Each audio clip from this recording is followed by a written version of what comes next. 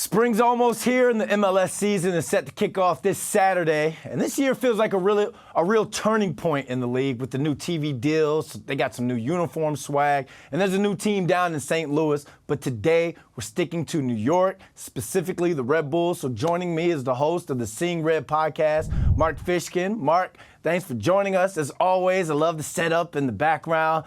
And before we get to talking about the actual team, what are your thoughts about the MLS, Apple broadcast, and what do you think of the new playoff format? Yeah, first of all, thanks so much for having me back, Brandon. It's good to see you. Listen, the state of the league is strong. The league's 29th team, St. Louis City SC, as you said, kicks off this weekend with a lot of momentum and a sparkling new downtown stadium. And there's lots of interest on expansion for team number 30. The league's partnership with Apple TV has brought all match broadcasts and league-focused content to a single platform that can be viewed anywhere in the world. It's huge for the league, not to mention the $2.5 billion that Apple will pay over the decade-long deal. Now, they launched a new playoff format yesterday, and it's a bit of a miss for me.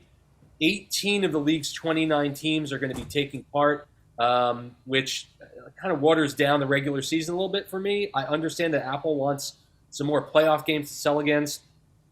At the very least, it should make the end of the regular season a little more exciting. Apple said they're going to throw that money at them, so they want to make sure these teams get into the playoffs. But I think it's great because it's going to bring eyes on the league from a global standpoint to show that American soccer is strong and we're not going anywhere. Now let's talk about the Red Bulls. They've brought in some serious firepower in this offseason. They signed Corey Burke from Philly and the newest DP, Dante Van Zier. So have the holes from last season's squad been filled? Well, let's talk about Dante Van Zier first. He's 24. He's a proven goal scorer. He won the Golden Boot in the Belgian second division and has led his team to promotion to the top flight there.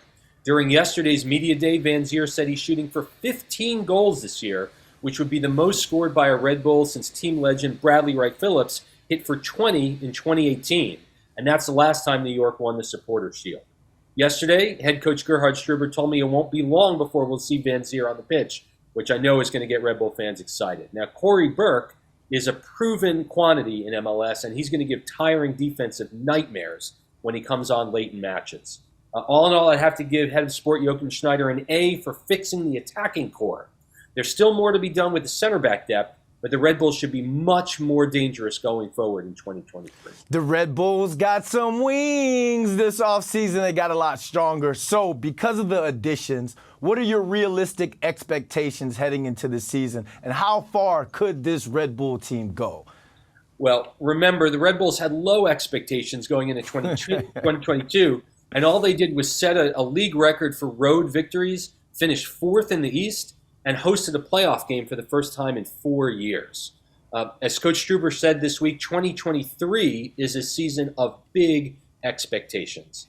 This year's squad should be better than last year's. The only issue for me will be team depth.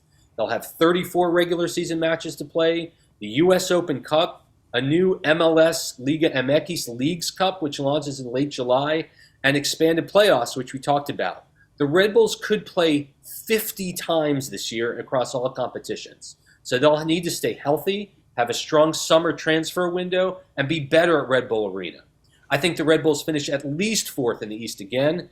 And as for the playoffs, as it always is with this team, you roll the dice and you hope for the best. Saying playoffs, yeah, that's the other football, but playoffs, like you say, it all kicks off Saturday against Orlando City SC, 7:30 p.m. Mark, thanks for joining us. Thanks, Brad.